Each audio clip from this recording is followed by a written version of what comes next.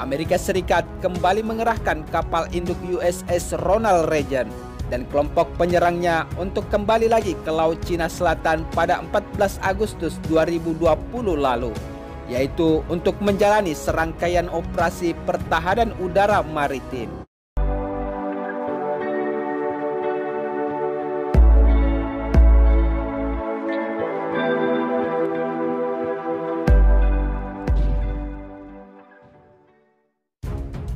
Memang tidak bisa dipungkiri jika saat ini ada dua negara superpower yang ingin menguasai wilayah Laut Cina Selatan dan hingga saling serang dengan perang pernyataan sebagai amunisinya untuk memperluas pengaruh kekuatan militernya di wilayah tersebut. Bahkan Amerika Serikat dan China kerap kali mengerahkan armada tempur laut dan udaranya yang dianggap sebagai aksi provokatif oleh sebagian negara di kawasan Asia Tenggara. Selain itu, beberapa analis berspekulasi bahwa aksi kedua negara ini di wilayah Laut Cina Selatan adalah untuk menarik simpati negara di kawasan Asia Tenggara dan melakukan perdagangan alutsista tempur. Misalkan saja, kerjasama antara Amerika Serikat dan Filipina yang melakukan latihan tempur yang cukup dekat dari wilayah persengketaan terhadap Cina di Kepulauan Spratly, serta kerjasama Amerika Serikat dengan negara Taiwan yang memisahkan diri dari Cina.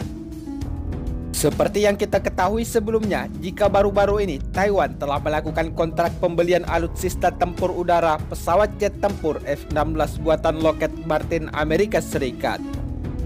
Namun, yang membuat situasi di wilayah Laut Cina Selatan saat ini semakin mencekam adalah ketika Tentara Pembebasan Rakyat Cina kembali menunjukkan helikopter serbuk Z-10A milik Angkatan Darat yang melancarkan penembakan rudal jenis baru di wilayah Laut Cina Selatan. Hal ini tentu saja menjadi pembicaraan publik sebab PLA Cina telah menunjukkan helikopter yang menembakkan rudal tersebut ke sejumlah target kendaraan bersenjata.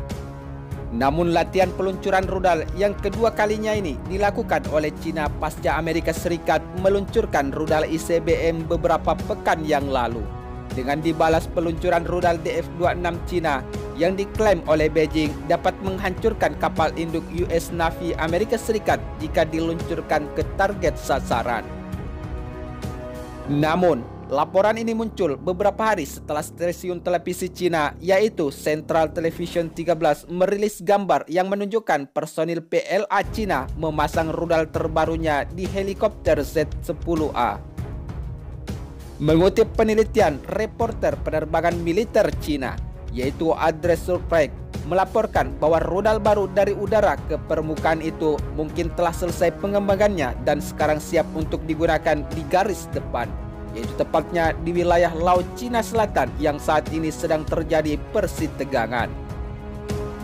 Namun, melihat situasi yang semakin memanas antara Cina dan beberapa negara di kawasan Asia Tenggara, tidak bisa dipungkiri jika Cina saat ini terus meningkatkan kemampuan persenjataan militernya seiring meningkatnya ambisi Cina untuk semakin memperluas pengaruhnya di berbagai wilayah.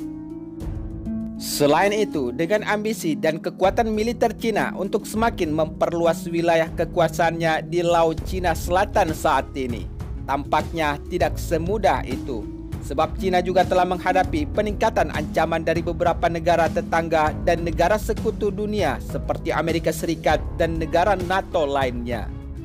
Melansir dari beberapa sumber informasi terkait bahwa dengan semakin memanasnya situasi di Laut Cina Selatan saat ini, US Navy Amerika Serikat percaya diri jika mereka akan memenangkan peperangan melawan Cina terkait wilayah Laut Cina Selatan, dan untuk semakin melebarkan sayap militernya di wilayah Asia Tenggara, meskipun tidak bisa dipungkiri jika Cina juga sebagai lawan yang kuat bagi Amerika Serikat. Namun, jika kita melihat situasi di Laut Cina Selatan semakin lama kian semakin memanas, sebab pasca Cina melakukan uji coba peluncuran rudal terbarunya di dalam latihan tempur pada pekan lalu, Amerika Serikat kembali mengerahkan kapal induk USS Ronald Reagan dan kelompok penyerangnya untuk kembali lagi ke Laut Cina Selatan pada 14 Agustus 2020 lalu, yaitu untuk menjalani serangkaian operasi pertahanan udara maritim. Melansir sumber informasi Napi Times, jika kapal induk USS Ronald Reagan yang berbasis di Jepang itu terakhir berada di perairan yang disengketakan pada pertengahan Juli kemarin ketika melakukan operasi pengangkut ganda dengan kapal induk USS Nimitz milik Amerika Serikat. Sebelumnya, pada bulan Juli, kelompok penyerang kapal induk dan Stratofortress B-52 Angkatan Udara dari Pangkalan Angkatan Udara Barksdale di Louisiana melakukan latihan integrasi maritim di Laut Cina Selatan. Selain itu, pelatihan yang dimulai pada Jumat kemarin juga melibatkan kapal penjelajah berpeluru kendali, kapal perusak Mustin, dan Rafael Peralta, serta Carrier Air Wing 5. Menurut Angkatan Laut Amerika Serikat, unit-unit tersebut melakukan operasi udara ke udara, latihan pencarian dan penyelamatan tempur, serta latihan pertempuran udara. Namun, dengan kembalinya kapal induk USS Ronald Reagan ke Laut Cina Selatan baru-baru ini, terjadi pada saat ketegangan yang meningkat antara Washington dan Beijing, serta menyusul pengumuman bulan lalu bahwa pemerintah Trump akan menolak hampir semua klaim maritim Cina di wilayah Laut Cina Selatan karena dianggap tidak sesuai dengan hukum internasional atau UNCLOS tahun 1982 sebagaimana yang telah disepakati bersama dengan seluruh negara di dunia dan termasuk Cina sendiri yang tergabung pada pengambilan kesepakatan Perserikatan Bangsa-Bangsa.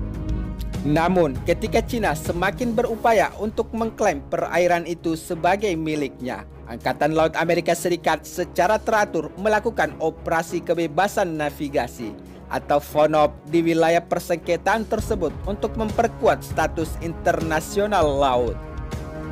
Selain itu, dengan operasi di Laut Cina Selatan saat ini adalah untuk menunjukkan komitmen Amerika Serikat yang abadi kepada sekutu dan mitra serta pendekatan kooperatif untuk stabilitas regional dan kebebasan laut, kata Dinas Angkatan Laut dalam rilis yang mengumumkan masuknya kapal induk USS Ronald Reagan terbaru ke Laut Cina Selatan. Namun, di dalam pernyataan Komando Angkatan Laut Amerika Serikat, yaitu Joshua Fagan, mengatakan bahwa latihan dilakukan untuk meningkatkan integrasi dengan mitra Amerika Serikat di kawasan tersebut. Integrasi dengan mitra bersama kami sangat penting untuk memastikan daya tanggap dan mempertahankan wilayah Indo-Pasifik yang bebas dan terbuka, ujar Joshua di atas kapal induk USS Ronald Reagan seperti dilansir oleh Reuters pada Sabtu 15 Agustus 2020 kemarin.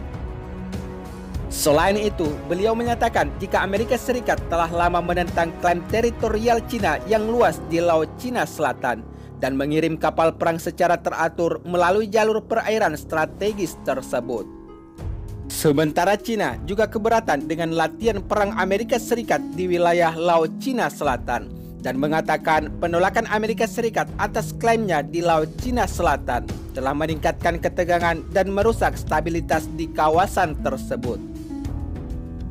Memang tidak bisa dipungkiri jika selama ini Cina mengklaim hampir seluruh wilayah Laut Cina Selatan yang kaya akan sumber daya alam, dan kawasan ini juga merupakan jalur perdagangan yang dinilai mencapai sekitar 3 triliun US dollar Amerika Serikat per tahun.